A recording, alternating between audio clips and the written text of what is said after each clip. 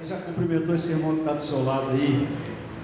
Seja deu a graça e a paz, deu o shalom, deu a paz do Senhor a ele. Amém? Que noite maravilhosa na presença do Senhor. Eu já estou sentindo muito aqui a presença do nosso Deus, aqui a presença do Espírito Santo. E eu quero louvar a Deus por sua vida, por vocês estarem aqui conosco nessa noite.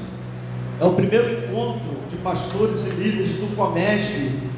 Estamos aqui para todos ser em um só mente, em um só, porque é muito importante nós entendermos essa bandeira da unidade, nós nos unirmos num só propósito, diante de um só Deus, um só povo, tirar a bandeira denominacional e entender que nós estamos aqui não para viver igreja, mas para viver reino. Quem veio aqui para viver reino nessa noite aí? Então eu convido você a ficar de pé nesse momento. Eu quero só ler um texto bíblico aqui, senão não vamos ministrar por causa do tempo, nosso tempo não é muito hábil. É Gênesis capítulo 11, versículo 6, que diz assim: e o Senhor disse: este o povo é um, e todos têm a mesma língua, e isto é, que começaram a fazer, e agora não haverá restrição para tudo que eles intentarem fazer. Esse texto fala do povo na construção da torre.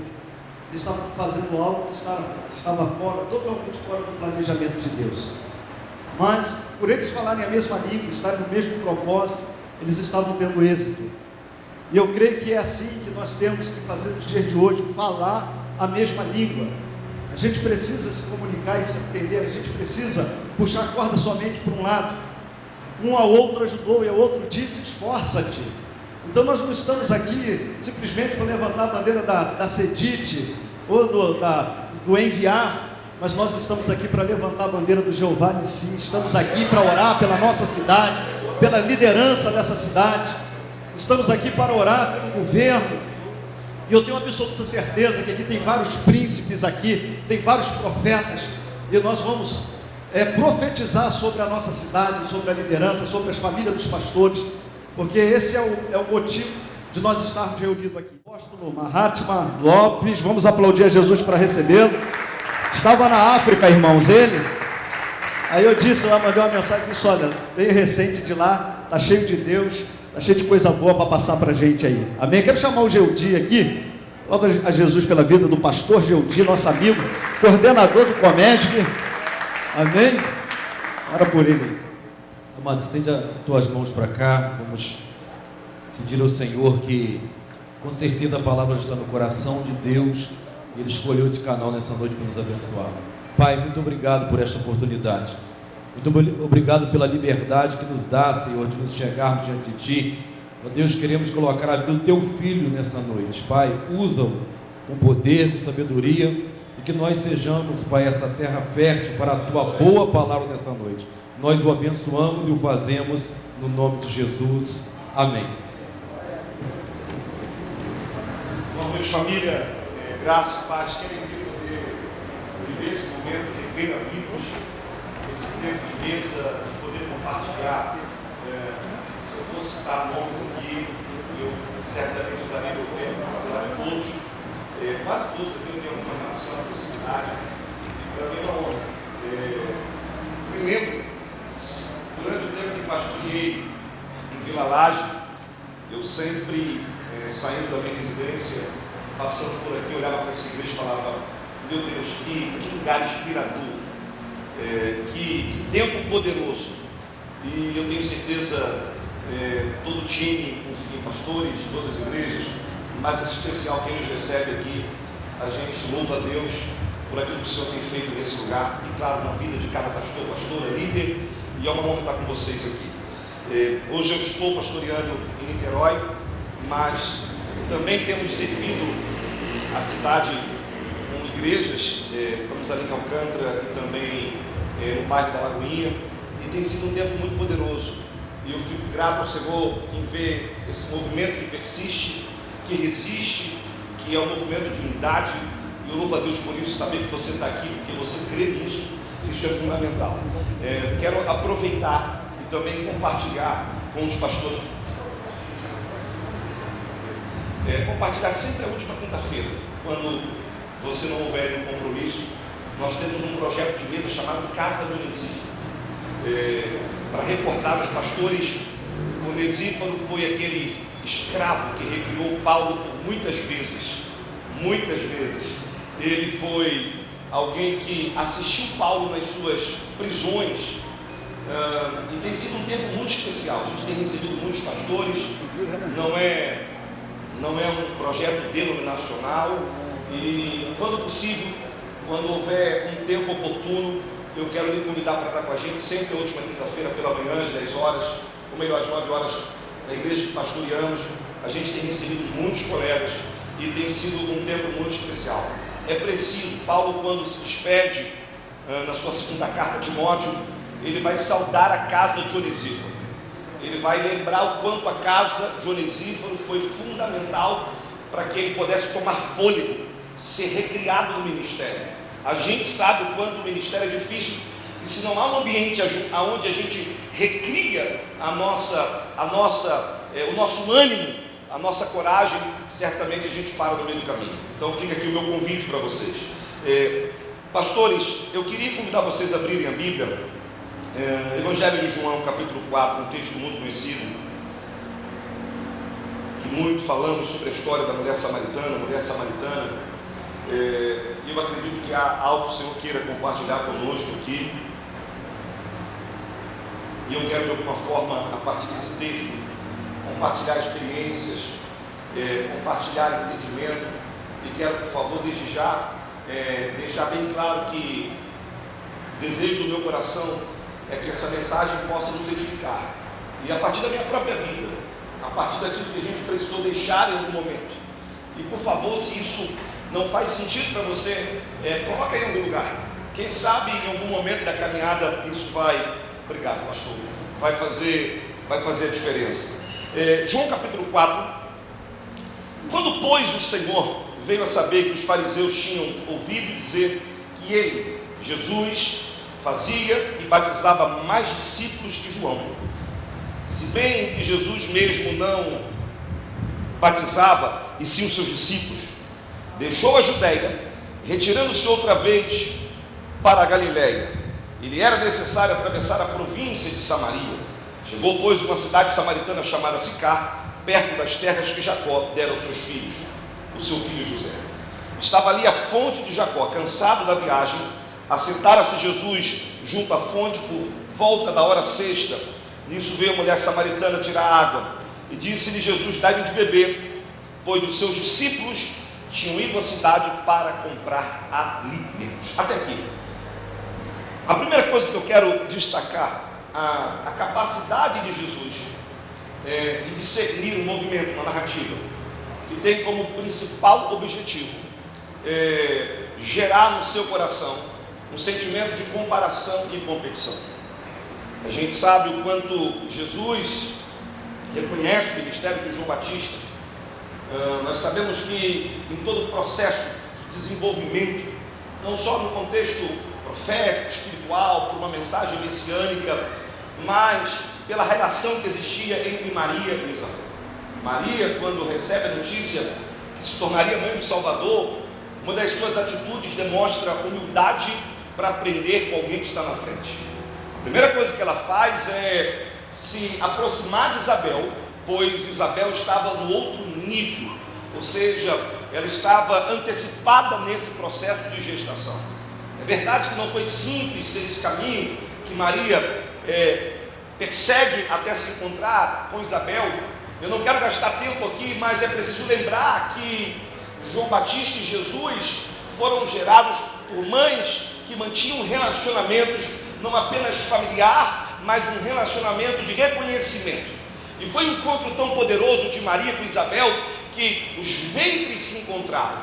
Certamente Jesus, durante todo o seu desenvolvimento e crescimento, assim quanto João Batista, tinham dimensão da responsabilidade que cada um carregava. Jesus mesmo, reconhecendo o ministério de João Batista, vai até ele, e não apenas num ato para a realização de um batismo, mas para cumprimento de um propósito muito maior. É incrível ver a forma que João Batista trata Jesus e a forma que Jesus trata João Batista. Não havia competição, não havia comparação. O que havia é a capacidade de reconhecer que ninguém carrega tudo sozinho. Cada um de nós carregamos uma parte. Cada um de nós temos uma responsabilidade no reino. Não existe a maior e a melhor igreja. Não existe o avivamento de um único altar. Não existe uma igreja que se torna mais relevante e mais importante numa cidade. Mas cada um dentro da proposta do reino tem a responsabilidade de cumprir o seu propósito. Só que agora Jesus, ele tem o seu próprio ministério. O seu ministério toma uma proporção. Os fariseus decidem estabelecer uma narrativa. Era justamente o que eles sabiam fazer. Muito embora passaram a existir para combater os saduceus, mas deixaram a missão inicial. Como judeus, agora se afastam das suas prioridades, que eram guardar a lei, e começam a viver de narrativas. E como é a narrativa plantada? Olha, quem batiza mais? Jesus ou João Batista? O texto diz que Jesus sequer batizava em si os seus discípulos. E Jesus, quando percebe a artimanha que tem como objetivo comprometer a sua essência, o seu propósito, a Bíblia diz que Jesus se recusa e ele vai deixar a Judeia.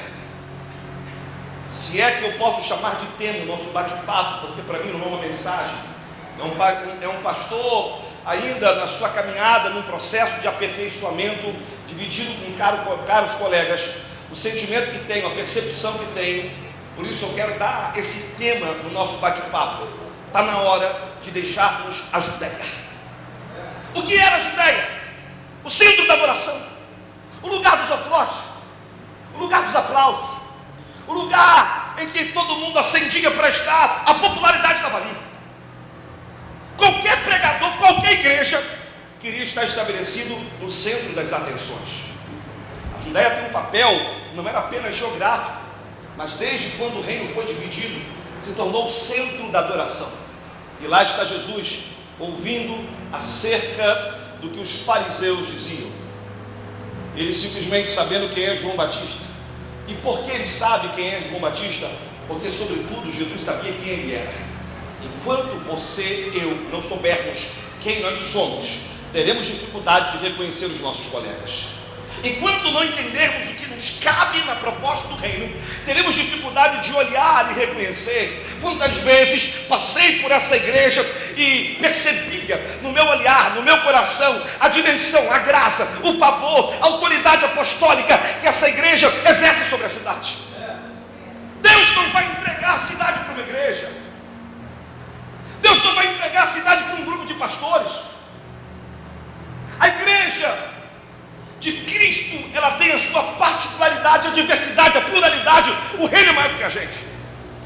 E agora Jesus percebe que a narrativa é o seguinte: ei, vamos gerar no coração de Jesus esse sentimento de comparação, de competição.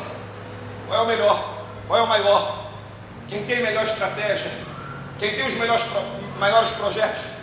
E Jesus, certamente sabendo que ser relevante não está relacionado à sua capacidade de ser maior do que o outro, mas à sua capacidade de cumprir a vontade do Pai. Porque talvez para alguém ser relevante é estar na porta da cidade, mas para alguém é se tornar um mártir no meio de uma África, no meio de um sertão, no meio de uma favela, aonde realmente o Senhor lhe plantou. O apóstolo Paulo pastoreou uma das maiores igrejas. Meus amados, a igreja que está em Éfeso, ela tem uma proporção, uma capacidade de se tornar uma plantadora de outras igrejas. Era tão poderoso que a autoridade daquela igreja levava a população a se arrepender e queimar os seus livros de feitiçaria em praça pública. Era uma igreja impactante. Mas o apóstolo Paulo nos ensina na sua carta de despedida, quando está no porto de Mileto, dizendo aos seus pastores, presbíteros, bispos, dizendo: olha, é mister recordar das palavras do nosso Senhor e Salvador. Melhor é dar do que receber. O ministério nunca foi sobre a capacidade de reter, mas sobre a capacidade de liberar. Ele mesmo disse: Vocês bem sabem que não tenho a minha vida por preciosa, contanto que eu cumpra o ministério que recebi do Senhor. A capacidade de Paulo de deixar uma grande igreja, porque agora o Espírito está constrangendo ele para uma obra. Nos tornamos relevantes quando ouvimos a voz de Deus e permitimos o Senhor nos plantar aonde Ele quer nos plantar. Nos tornamos relevantes não porque batizamos mais ou batizamos menos. Nos tornamos relevantes não porque pregamos em grandes ou pequenas igrejas. Nos tornamos relevantes quando a revolução do membro comum. O que é isso? Um corpo que é diverso, e a partir de homens anônimos, Deus se revela para construir grandes histórias.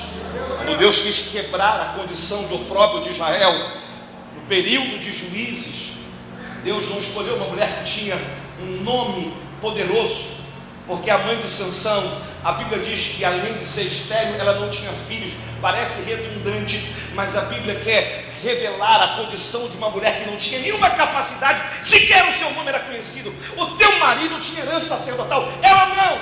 Mas Deus não se apresentou a Manoá, Deus se apresentou a quem? Uma mulher anônima, mas que estava disposta a gerar algo no reino do Espírito.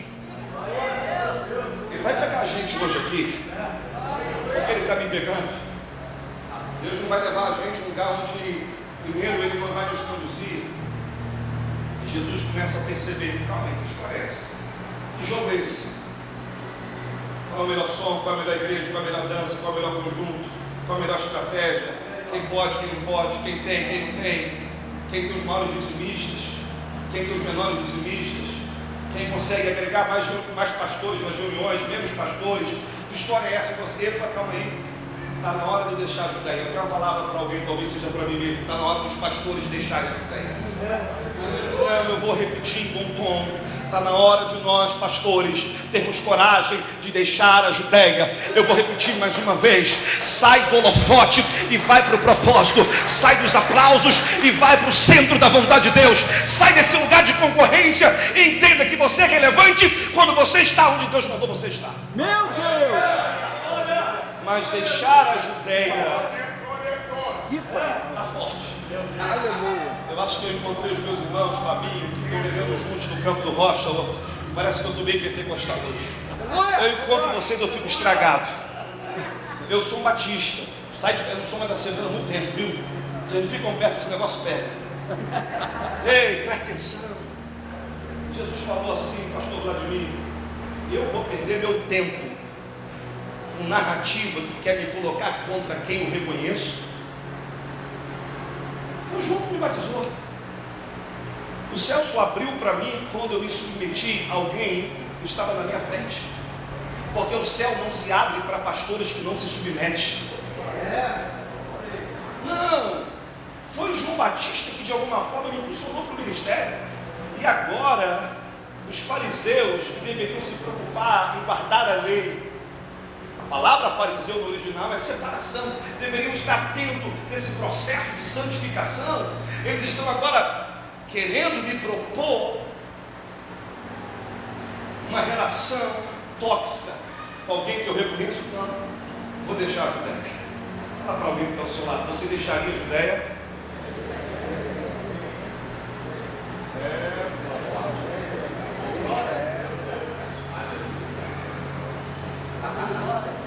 Eu me lembro que quando a igreja nossa em São Gonçalo, que eu pastoreava, estava prontinha, muito bem arrumado, Vladimir. Eu me lembro que um dia orando, o Senhor falou assim: o seu tempo aqui acabou, isso agora que ficou bom.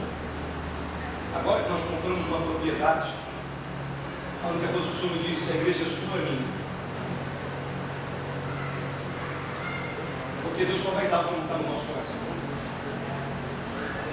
Eu me lembro que quando eu cheguei em Niterói, no primeiro culto, eu quase que tenho um problema, por dois motivos.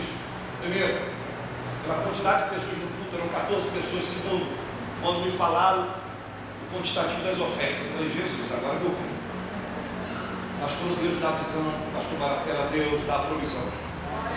Quando Deus direciona, Ele cuida. Quando nós estamos no centro do propósito, não falta nada. Jesus deixa a Judéia. Ele vai para onde? Galileia. A Galileia é o berço do cristianismo. cristianismo é o berço do ministério, é onde Jesus vai viver as suas maiores experiências. O início de tudo é justamente lá que ele conhece Pedro, Felipe, os seus discípulos. Ele forma a sua ideia de ministério em um lugar remoto de Jerusalém. Certamente Jesus entendeu que a única forma de não comprometer a sua essência era voltar para as suas origens. Quando você fica muito tempo em algumas conversas, você esquece do que Deus fez na tua vida. Quando você fica muito tempo em ambientes que corrompe a tua essência, Jesus está dizendo assim: só tem uma forma, só tem um jeito de preservar quem eu sou. Eu vou voltar para a Galileia, eu vou voltar para a origem, eu vou lembrar de tudo, os meus discípulos vão voltar comigo. E a Bíblia diz que Jesus então se prepara para voltar para a Galileia, e de repente lhe era necessário passar por Samaria. Nenhuma questão geográfica.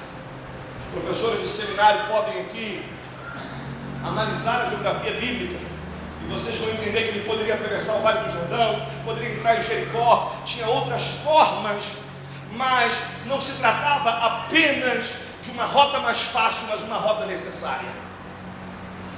Pastor que está pronto para deixar a Judeia, mesmo cansado, vai chegar em Samaria. Eu vou repetir para você entender. Pastor que está pronto para largar a Judeia, mesmo cansado, Deus vai te levar até Samaria. Porque a Bíblia diz que quando Jesus chegou em Samaria, Jesus está cansado. O mestre da Galileia está cansado. Jesus está humano. Jesus está reconhecendo a sua limitação, e ele chega cansado. Agora, é melhor chegar cansado no centro do propósito de Deus do que você chegar, sabe, sem um desgaste, sabendo que você está onde Deus nunca mandou você estar. É verdade.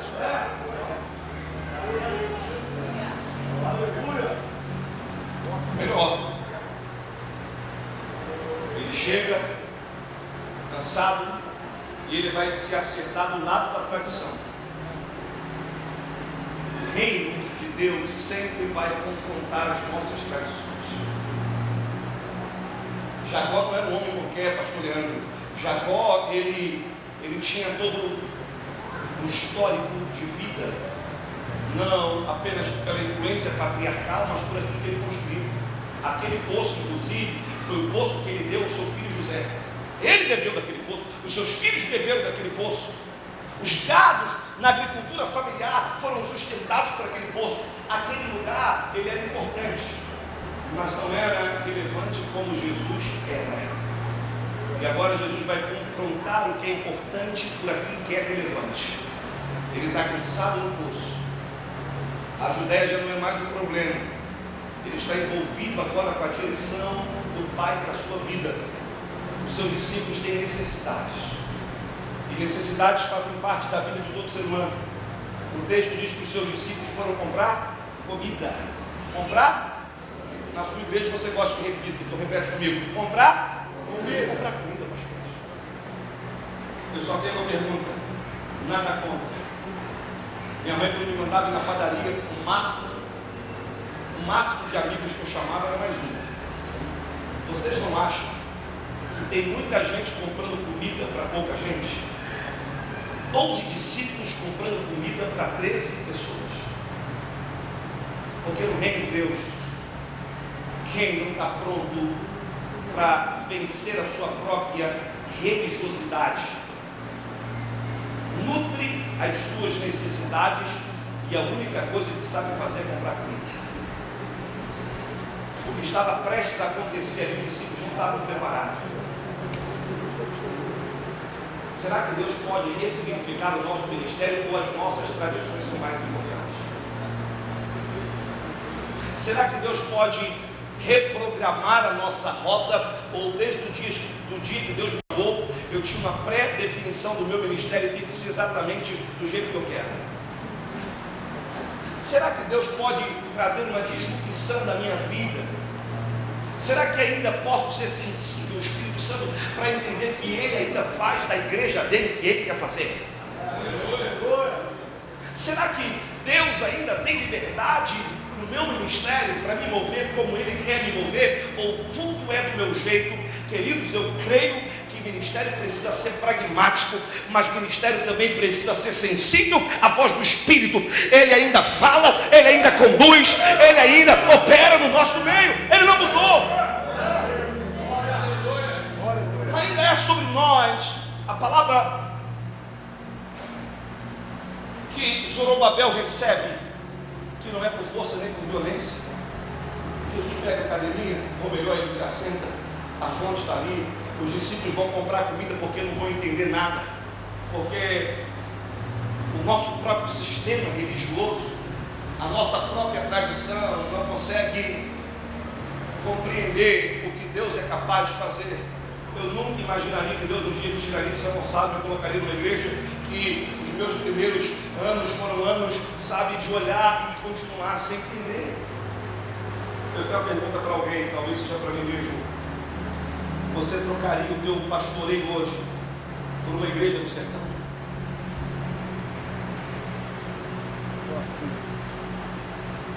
Você trocaria o teu pastoreio por uma igreja no sertão? Eu vou bater aqui agora. Depois vocês batem em mim. Tem 2 candidatos que eu estou vendo aqui, pré-candidatos. Em nome de uma cidade, temos capacidade de dialogar para entender o que é melhor para a cidade.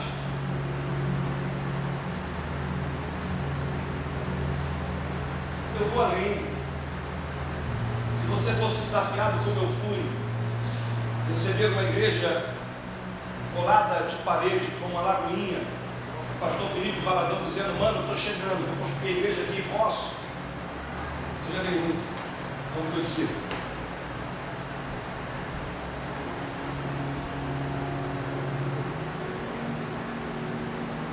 Há uma necessidade, de uma urgência, de voltarmos a ser sensíveis e entender que Deus não vai explicar tudo, mas a gente precisa estar pronto para obedecer aquilo que Ele está mandando a gente fazer. Eu te pergunto: o que é que Jesus está fazendo em Samaria? Se o problema cultural era antigo, o problema espiritual era antigo, se nos dias dos reis, quando o reino foi dividido, o problema foi instalado, nem quando o reino foi reunificado, houve solução.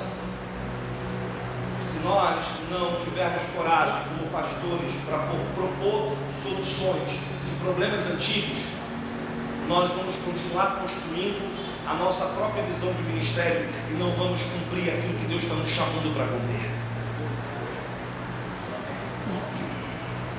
Se nós não tivermos a capacidade, a sensibilidade de entender que tem problemas antigos que nos separam, Jesus senta do lado, que coisa linda, a fonte sentada do lado do poço da tradição.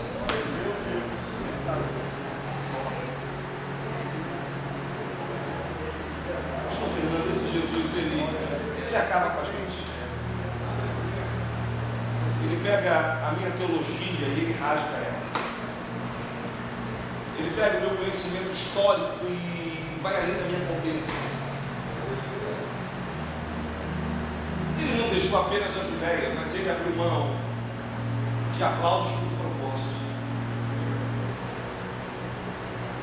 de palco por altar, de multidões por causa de uma única pessoa.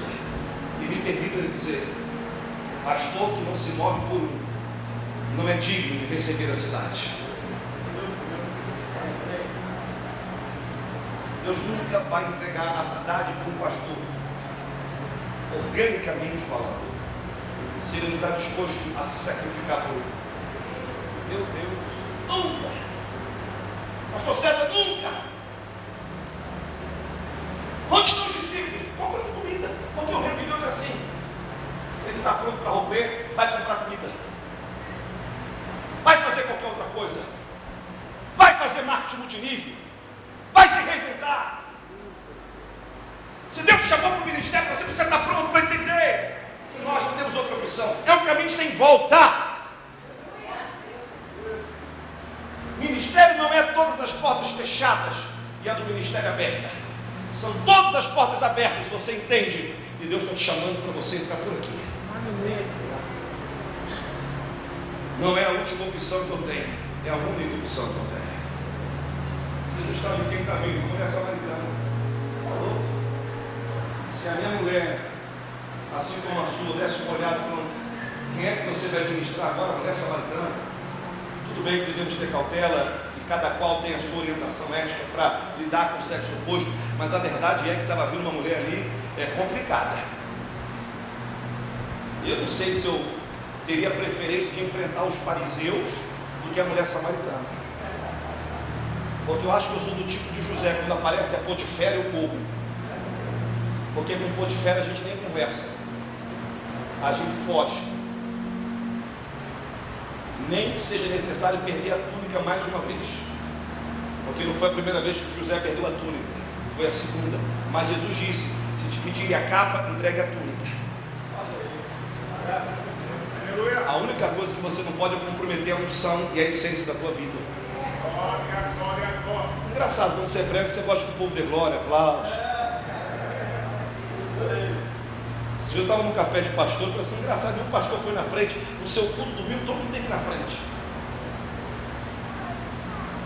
Jesus está ali no poço, está chegando a mulher cansada, e ele vai propor, dentro de uma visão relacional, a partir de humildade, humanização, respeito, a conexão de um evangelho que propõe não apenas um Salvador, mas um Senhor. Porque nós não podemos nos esquecer que Jesus não é apenas Salvador, Ele é Senhor. O apóstolo Paulo deixa isso tão claro para a gente. Ele não quer apenas salvar, Ele quer reinar sobre nós. Hernandes Dias Lopes, quando prega a mensagem sobre o evangelho puro e simples, ele apresenta não o Jesus ecumênico, mas o Jesus que ele assume o centro do nosso coração e ele reina sobre nós. Só que Jesus, não tomado pela religiosidade, ele vai propor agora, porque esse é o ministério dele, ele vai propor para a mulher samaritana de forma muito clara, ele vai estabelecer diálogo. Eu tenho uma pergunta: Jesus, você saberia dialogar com alguém que pensa política diferente de você? Está pronto para dialogar com a esquerda? Então tem que aprender a tratar.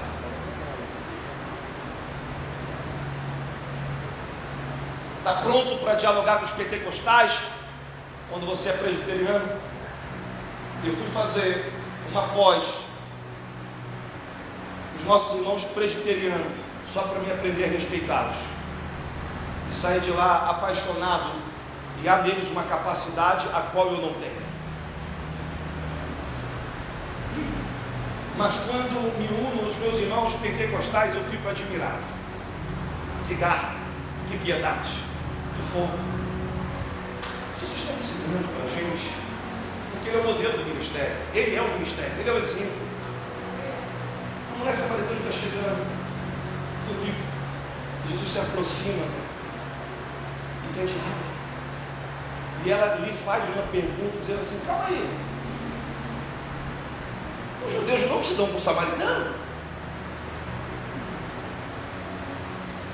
A direita não se dá com a esquerda, o presbiteriano não se dá com o pentecostal, o Niterói não se dá com o São Gonçalo. Que coisa boa, não se dá os mais diversos cafés que tem na cidade, que coisa boa, isso é mesa. Mesa não tem lado, ela é redonda. Na mesa, as vergonhas ficam embaixo dela. Mefibosete sabia que o único lugar dele ser ressignificado era na mesa, porque a mesa, todos nós somos iguais. E ela fica admirada que Jesus está se aproximando. Jesus fala muito claramente para ela: se conheceras o dom de Deus. Qual é o dom de Deus? Porque Deus amou o mundo de tal maneira. O Evangelho é o mesmo ontem, hoje e eternamente. Usando uma linguagem dos meus irmãos pentecostais, Jesus cura, Jesus salva, Jesus batiza, Jesus liberta ainda. É o mesmo. Agora, um diálogo está estabelecido. Ela fala assim: como que você vai dar água se esse poço aqui é uma tradição? Foi construído por homens capazes, como Jacó, nosso pai, que nos deu esse poço. tem um método aqui incrível que não falha. Ela disse: o poço é fundo, você não tem como tirar água do poço. Por quê? Porque aquela mulher está presa à tradição e a métodos que funcionam, mas que não são suficientes sozinhos para conduzir o ministério. Estratégia é bom, método é bom, mas não é suficiente. O que a gente faz é bom, mas não resolve o problema. Por quê? Porque constantemente ela estava ali o quê? Retornando àquele ambiente para tirar água do poço. E Jesus dá uma olhada para ela. O diálogo se aproxima num nível tão relacional. Ela está convicta que Jesus tem uma saída, pastor Cid, para ela. E ela fala assim: tudo bem, eu quero. Ela falou, Jesus olha para ela e fala assim: então vai lá e chama teu marido. Ela fala: meu Deus. Por quê? Porque o reino não expõe, mas o reino discipula e trata as pessoas. O reino não envergonha ninguém, mas ele atua no processo de transformação. Talvez na Judéia todo mundo está lá em aplausos, sem ter o compromisso da mudança. Mas em Samaria, Jesus só tinha uma ovelha. E ele disse: se você quer ser ovelha, vai ter que entrar no processo de discipulado. Vai lá então e chama o teu marido.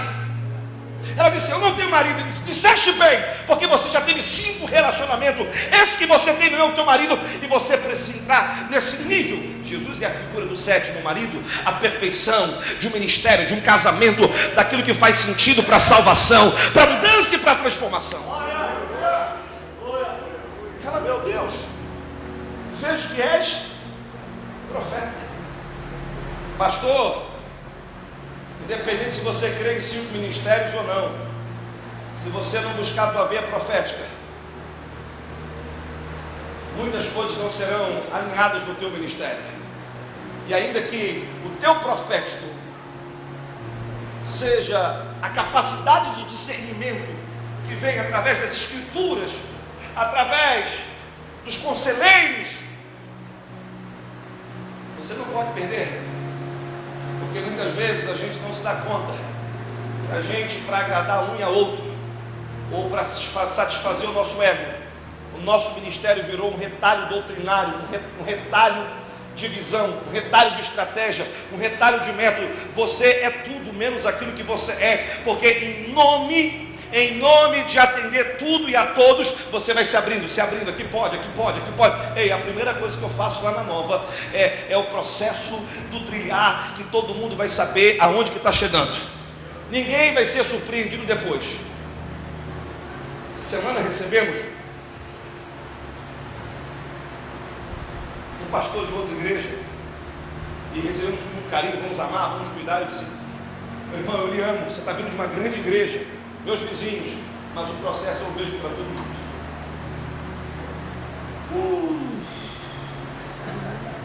Ei, Jeú recebeu uma missão de Deus: acabar com o altar de Baal. Ele encontra um homem chamado Jonadab. Qual é o nome desse homem? Jonadab fala assim para ele assim: ei, posso entrar na tua missão? Deixa eu ir com você, eu quero ser parte do que Deus mandou você fazer. Jeú dá uma olhada para ele e fala assim: se o teu coração é puro para com o meu coração, como o meu coração é puro para com o teu coração, me dê as tuas mãos. Porque mãos fala de serviço, dom, habilidade. Mas a mão só serve se a pessoa tiver o teu coração. Se a pessoa não tiver o teu coração, o dom dela não serve. A voz dela não serve se ela não tem a visão do teu ministério. A capacidade dela não serve. Por quê? Porque ou você alinha no começo, ou depois essa pessoa não vai te ajudar a cumprir o propósito. Ela vai comprometer tudo. Jesus falou para ela, falou assim: vai lá, chama o teu marido, porque aqui a gente não vai trabalhar debaixo de coisa errada. Eu não estou te expondo, mas eu estou tratando. Diga comigo: o reino não expõe, mas trata. Ou não trata? Trata ou não trata, pastor? Ela fica convencida, ela quer água. Por favor, eu não quero falar de números. Ontem eu preguei uma mensagem sobre o evangelho original. Eu disse algo na nossa comunidade de fé, que as pessoas estão atrás de uma experiência autêntica e verdadeira. As pessoas estão atrás de uma igreja séria. As pessoas estão atrás de um ministério que propõe mudança. As pessoas não querem viver o evangelho de superficialidade. As pessoas não querem viver algo limitado. As pessoas querem experiências profundas com Deus. Elas querem, há uma sede nela. Me lembro de um empresário. Deixa eu testemunhar. Quem sabe Deus também vai fazer algo aqui. Ele chegou no ministério e disse: pastor, eu estava no sítio dele para fazer um batismo. Ele disse: pastor, eu congrego em outra igreja e a minha esposa congrega aqui, mas eu congrego lá, não vou sair de lá. Eu disse: meu filho, então a gente tem que resolver, porque ela tem que congregar com vocês. Como assim? A minha mulher nunca vai congregar comigo, porque ela se adaptou à sua igreja e não faz sentido. A minha igreja é mais tradicional, eu congrego no Rio. É impossível isso, mas eu vou começar com ela, porque ela vai congregar com você. E vamos conversar. Ela disse: pastor, muito difícil, lá é uma igreja diferente, eu respeito muito, mas não é aquilo que eu acredito.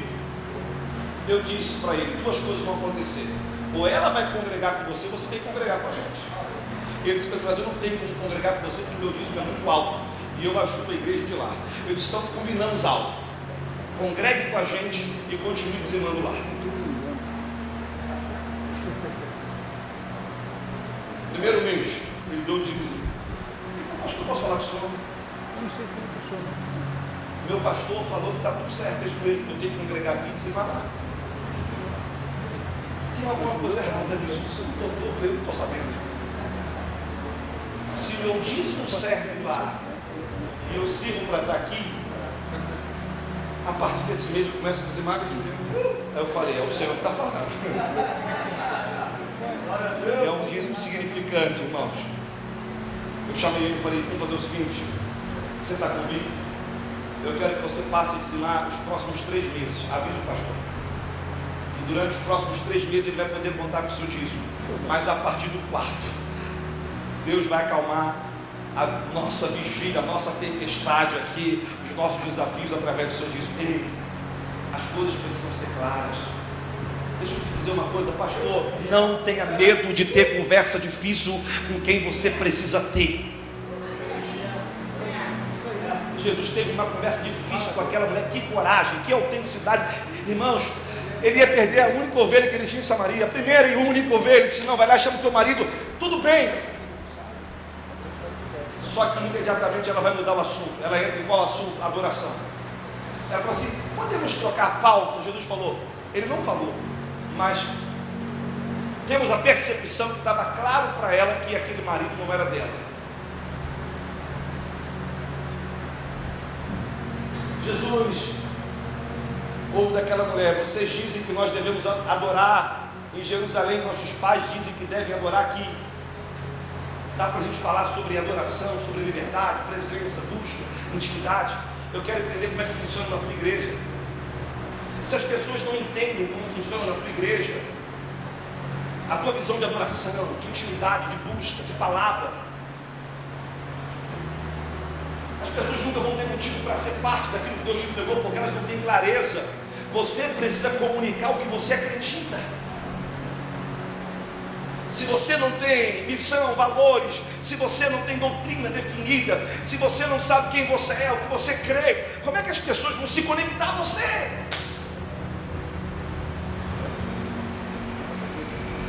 Quem é você? Você não é um retalho de tudo. Você tem uma identidade própria. É por isso que você não ficou preso na Judéia. É por isso que você rompeu em algum momento com o sistema. É por isso que em algum momento você não se vendeu, pastor. É por isso que em algum momento você pagou o preço. E agora que você pagou o preço, você precisa respeitar aquilo que você está construindo. Porque a pessoa errada no nosso ministério acaba com tudo, mas a pessoa certa traz uma cidade inteira. Ei, fala para alguém: você só precisa de uma mulher samaritana.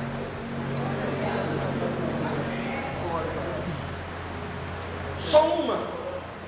Tem pessoas, pastor Leandro, que são chatas. É uma. A Bíblia diz que Jesus falou assim: vai chegar uma hora que a adoração não é nada disso que falaram para você, nem os judeus, nem os samaritanos. A minha visão sobre a adoração é essa: Porque o Pai está procurando os verdadeiros adoradores que adorem em espírito e em... Então a adoração não é ser afinado ou não. Eu gosto de qualidade, de excelência. A excelência honra a Deus e abençoa as pessoas. Mas o que é adoração? Adoração é muito mais do que um rito. Adoração é muito mais do que um programa pessoal. É uma verdade que a gente manifesta. Aí Jesus falou para você que está chegando a hora. Só que por favor, depois vocês me ajudam a entender. Jesus falou assim, está chegando a hora e a hora já chegou. Por quê? Porque está mais perto do que a gente imagina. Às vezes nós achamos que estamos fora do ideal de Deus para o nosso ministério, mas está mais perto. É uma questão de percepção. Eu quero te animar e te encorajar. Você está mais perto do que você imagina. Eu posso ser profeta aqui? Posso ser profeta. Para quem crê, eu quero dizer algo para vocês aqui. O Senhor manda lhe dizer isso, e eu tenho certeza que é o Senhor que está dizendo isso. Os seus últimos dias de ministério serão mais poderosos do que os primeiros dias. Você amadureceu, você cresceu. O Senhor manda lhe dizer que você está pronto para essa próxima temporada. Por quê?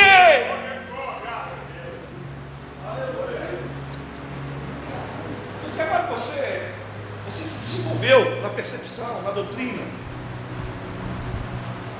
Nesse momento, quem está chegando? Os discípulos de Jesus. Eu confio mais na samaritana do que nos meus discípulos em alguns momentos.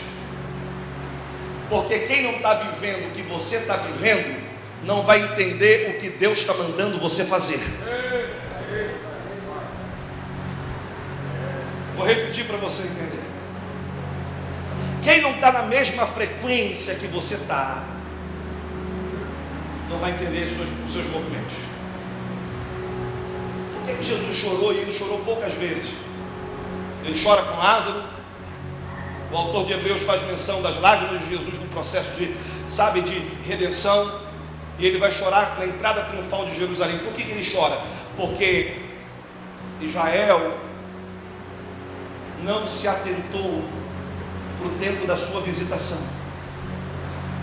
Então, quem não está na mesma frequência que você está, não vai conseguir expressar nada. A Bíblia diz que quando Jesus entra em Jerusalém, todo mundo está em silêncio. Uma parte está celebrando porque está reconhecendo que é o Messias. Outros está desprezando Jesus. Por quê? Porque não estava na mesma frequência. Eu tenho muita cautela com discípulos meus que não estão na mesma frequência, não estão nos mesmos ambientes. Eu vou além. Eu acho que em algumas reuniões de pastores você tem que começar a levar o seu time para eles entenderem da onde você está bebendo, da onde Deus está falando, o que Deus está gerando com você. Você precisa levar os seus discípulos para o mesmo ambiente que você está. Eu, pelo menos, não tenho problema de levar os meus discípulos no lugar que eu me alimento. Sabe por quê? Porque eu não sou um líder órfão. Todo líder órfão não fala o livro que lê para a sua igreja, não fala os pastores que lhe ministram. Sabe o que eu faço quando eu prego na igreja do pastor Carlito Paz? Eu chamo a minha liderança inteira e falo assim: eu não só prego aqui, como eu me alimento aqui. Por aí. Só que às vezes não é o seu problema, foi o meu durante muito tempo, foi o meu. Por favor, muito respeito. Foi o meu problema. Porque se eu falo o livro que eu estou lendo, ele descobre a mensagem que eu estou pregando.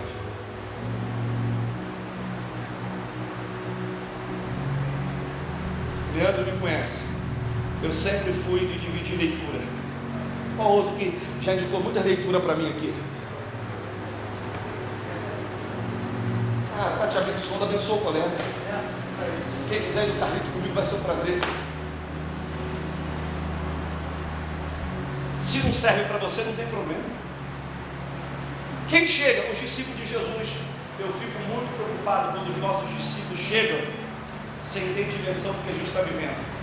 Eles não falam. O texto diz que os discípulos de Jesus não falaram nada. Porém, nesse inteirinho, entre eles, questionaram, dizendo: por que ele está falando com ela? Tipo assim, que loucura é essa? Será que ele não sabe que é uma mulher? Será que ele não sabe que é samaritana? Será que ele não sabe que é uma mulher de baixo valor moral? Querido, quem não está com você vivendo profundamente o que Deus mandou você fazer, vai questionar as suas atitudes, vai entrar em guerra. Fala para alguém: não cola comigo não, que você vai ter problema. Não cola com esse cara aqui não, que a gente vai ter problema. É um cara que faz a gente pensar muito aqui. Um cara que eu tenho medo de estar perto dele.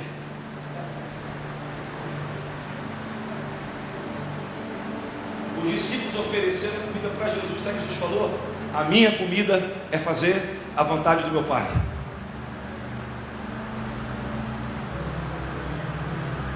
Aquela mulher imediatamente, estou fechando, gente. Eu estou tentando construir um paralelo entre o ministério. Eu estou tentando, talvez não consegui. Se não serviu para nada hoje, serviu para uma coisa, para você orar por mim. Mas eu fico pensando, cara, aquela mulher falou para Jesus assim: eu sei que vai chegar o momento que o Cristo vai vir. Sabe o que Jesus faz? Pega o diploma, pega a carteira, pega o certificado, pega as medalhas. Sabe o que Jesus faz? Está esperando o Cristo. Eu vou te mostrar quem sou eu. Eu sou amigo de fulano, beltrano, ciclano. Ei, nos dias de hoje, ser amigo de pessoas porque você tem alguma coisa para oferecer é fácil. Eu quero ver você encontrar um onesífero que vai te assistir nas tuas prisões.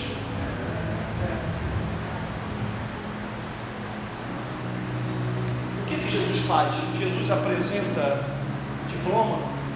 Jesus fala para aquela mulher: sou eu que estou falando com você. Ela: não é possível. Você não tem cara de líder. A sua igreja não tem aparência de grande igreja,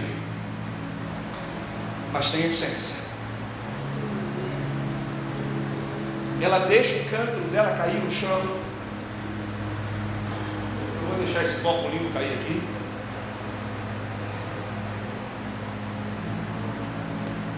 Porque ela está mandando uma mensagem. Agora eu encontrei uma igreja simples e orgânica, que eu não preciso estar aprisionada no método que eu tenho que toda semana fazer a mesma campanha para me sentir bem.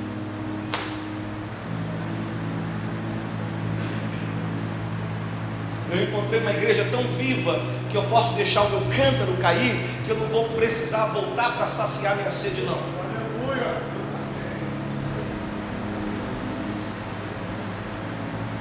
Ela fazia campanha toda semana, todo dia. Era campanha do meio-dia. O ato profético dela era o cântaro. Eu sou a favor de ato profético, eu sou a favor de jornada, eu faço tudo isso. O problema é a nossa motivação e o quanto nós queremos libertar as pessoas ou aprisionar as pessoas. Ela deixou o cântaro.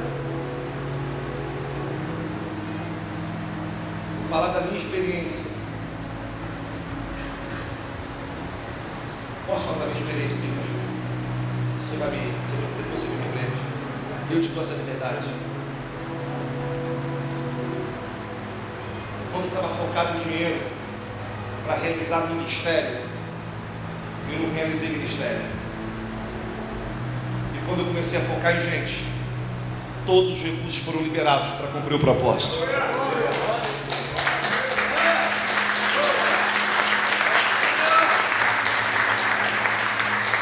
Eu não tinha um centavo para construir uma escola que nos custou mais de 3 milhões. Eu não tinha um centavo, mas eu tinha uma palavra. Talvez você tenha os centavos, mas não tenha a palavra. E o que você precisa é a palavra. Em 5 meses nós construímos um colégio que no seu primeiro ano ganhou na cidade de Niterói o prêmio de melhor escola. Eu tinha 68 mil reais, foi tudo que a gente levantou. Olhei para o conselho falou: nós temos uma palavra, pode começar. Peguei meu carro, cedei meu carro, falei: amor, divide o carro comigo, divido. O dinheiro inicial só dava para terraplanagem, tinha 5 meses. Eu falei: amor, será que Deus deu a palavra mesmo? Era uma quarta-feira, entrou um homem na nossa igreja. Ele falou, pastor, como é que está o colégio? Está animado? Eu disse, estou animado. Ele disse, falta muito. Eu falei, falta bastante. Posso ver a obra? Posso. Andei no colégio, andei, expliquei a visão. Eu disse, eu estava lá no Carlinho, Deus falou comigo para fazer a escola aqui. O empresário já cedeu o terreno, mais difícil para a gente, um terreno de 4 milhões, prestou por 20 anos, num contrato muito superficial com o privado, um arrendamento. Roberto conhece, é dono de colégio, as filhas estão estudando lá. E ele olhou para mim e falou assim, você tem quanto tempo de desfalto? 3 meses. E quanto que você tem? Você tem projeto pronto? Deus não dá dinheiro para quem não tem projeto pronto. Eu disse, tem. Quanto falta? Disse, 1 milhão de céus. Ele disse para mim, nunca vi. Está ao vivo não, hein? Está ao vivo. Não. Depois você corta na edição. Falamos pouco. Até então que eu não tinha me abençoado nada. Ele falou assim, pastor, eu estou dentro. Amanhã eu disponibilizo o dinheiro para vocês. Ei! Sai da Judeia!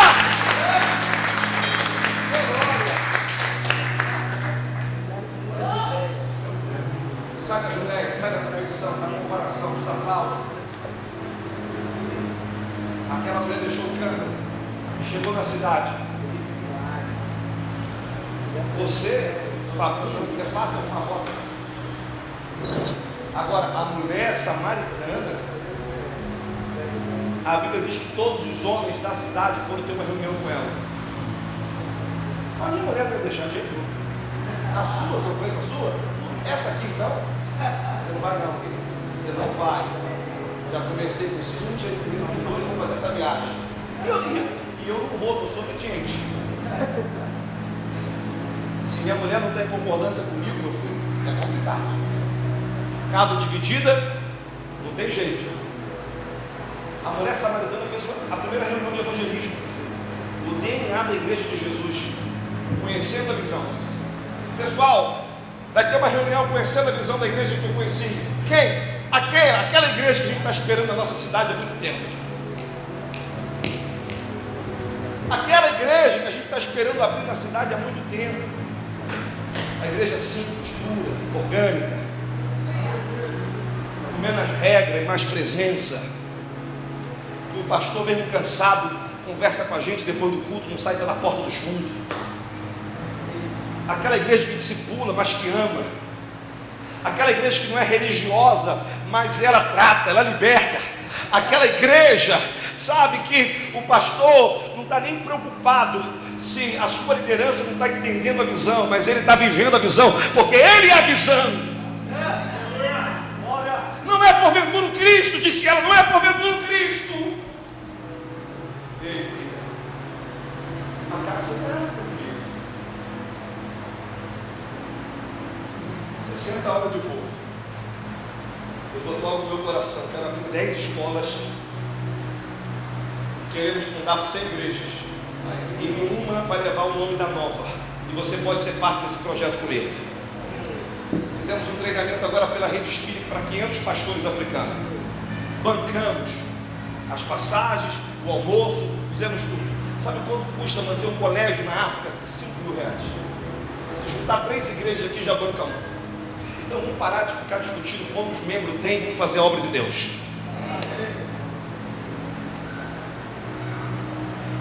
Todo mundo chegou. A cidade inteira. Eu tenho a palavra para alguém, Deus está pronto para nos entregar a cidade. Mas a pergunta é, você está pronto para deixar a Judeia? Aleluia!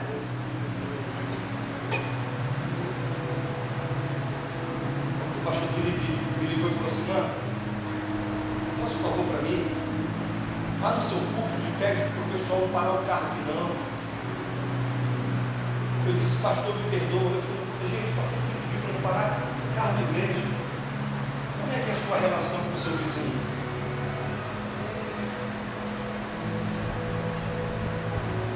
Deixa eu fechar aqui para a gente orar, para alguém botar a mão na minha cabeça. Estou precisando de oração. TDAH hoje está aflorado.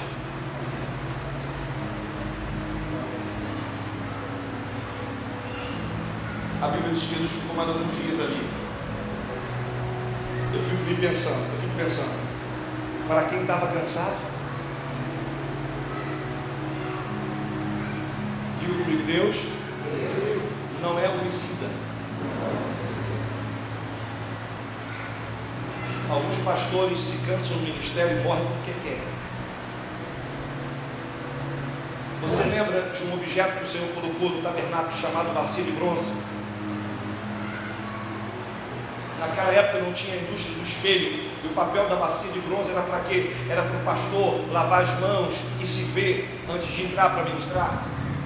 Porque quem não tem capacidade de se ver não pode entrar para ministrar. Se entra para ministrar, morre. Deus não é homicida. Sabe por que a gente se cansa no ministério? Você se cansa até chegar onde Deus te mandou. Quando você chega aonde Deus te mandou, você é renovado. Jesus estava cansado até chegar no poço. Depois que ele encontrou a igreja dele em Samaria, o cansaço foi embora. Ele ficou mais 3 dias, ou 3 ou 4, não me lembro aí. Por quê? Ele ficou mais alguns dias. Porque agora ele encontrou o verdadeiro sentido do ministério dele. O ministério sempre foi cuidar de gente. Quero finalizar dizendo, pastor, não sei sua realidade, mas a minha realidade, pastor Fernando, quando eu passava aqui, a minha mulher sequer tinha roupa para colocar. Ela ganhava calças doadas, e como a gente era assembleano, por isso que esses dias quando eu fui na Disney, ela falou, me leva lá para ver a sereia, porque ela andava assim, com a calça assim, porque ela não tinha saia, a gente era assembleano, ela ganhava a calça e ela costurava. Meu sapato eu colocava o papelãozinho do lado, quando aparecia a minha meia. O terno da escola bíblica de manhã tinha que ser virado à tarde, para pegar o sol, porque eu só tinha terno. Em casa a gente chegava e acendia a luz por teimoso, porque estava cortada. E ela falava para mim, amor, nós vamos comer o que? Eu disse, vou ferver a água. Tem um caldo que nós, tem uma cebola, a gente vai beber e Deus vai honrar a gente. Abrimos mão de emprego, de empresa. César conhece a minha história. Sou filho de empresário, tinha loja, tinha tudo. Construí shopping. No dia que Deus mandou largar tudo, eu larguei tudo. Já contratei você para fazer loja minha. Meu pai ficava indignado porque que eu estava vivendo o ministério. Mas eu não tenho minha vida por preciosa, contanto que eu cumpro o ministério que eu recebi do Senhor. Por que eu vou brigar pela Judéia, se Deus pode me prosperar em Santa Luzia? Por que é que eu posso prosperar? Esqueci o nome lá, gente, é Barro Vermelho. Não tem lugar melhor para você estar, a não ser o centro da vontade de Deus. Eu confesso que não sei se Jesus tinha expectativa de ter uma igreja tão grande em Samaria. Mas o que moveu Jesus a estar em Samaria não foi a multidão, foi uma pessoa. Atos capítulo 8, estou encerrando. Eu gosto de Bíblia. A igreja está sendo perseguida.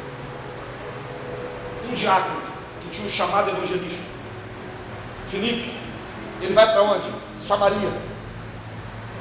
Qual foi a tônica da mensagem dele? Jesus. A cidade atendia unânime para as palavras de Filipe, porque ele pregava quem? Cristo. Se a gente for para o púlpito falar de Jesus, a cidade ouve.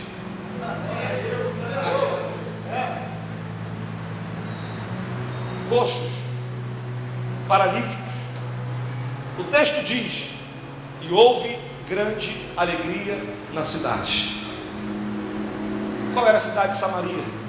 Agora eu te pergunto, por que Filipe foi tão bem sucedido? Porque Jesus já tinha passado por lá. Se Jesus for na frente do teu ministério, dá certo. Fica de pé, meu pastor.